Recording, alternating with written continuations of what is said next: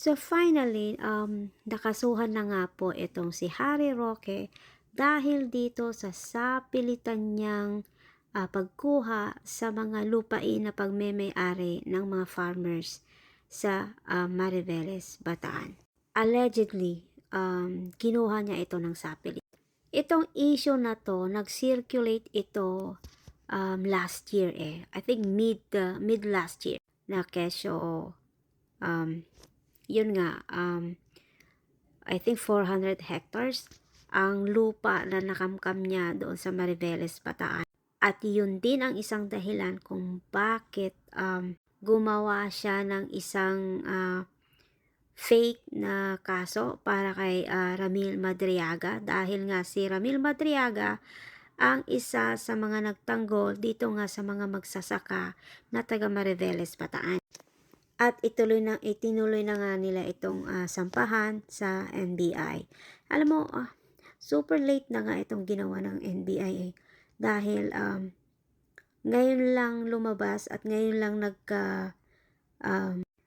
nabigyan ng atensyon itong issue na to sa pagkuha nga ng sapilitan ni Harry Roque dito sa mga lupain na to, na allegedly supposed to be gagawin niya itong pogo, gagawin niya itong resort, at parang magiging, alam mo kung natuloy lang yung project na yon ni Harry Roque, marami na namang marami na namang scam, marami na namang mga fraud ang mangyayari kapag yan nagtuloy-tuloy, dahil for sure tambakan niya ng mga kung ano-ano illegal na gawain.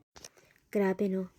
Sino mag-aakala na ang isang Harry Roque na isang, akala ko nga kasi dati parang pag nakikita ko na napapanood ko siya sa mga TV or pag nagbibigay siya ng news sa mga tao, dati para siyang very parang napaka respectful niya na tao, tapos maayos siyang magsalita kasi nga matalino Pero hindi natin nakakalain na talaga pag pera na ang pinag-uusapan, nagiging mababa ang pagkatao mo. Magiging kriminal ka, nagiging masama ka. Dahil pag ang pagka-addict mo sa pera ay pumasok na sa ulo mo, wala ka nang sinasantong iba. Puros na pera ang laman ng utak mo, kagaya nitong si Harry Roque. Kaya magpapasalamat tayo, and ngayon nabibigyan na ito ng karampatang atensyon, at nang mabigyan na rin at maibalik sa mga farmers yung lupa na kinamkam niya, at nang mabigyan na rin sila ng hostisya.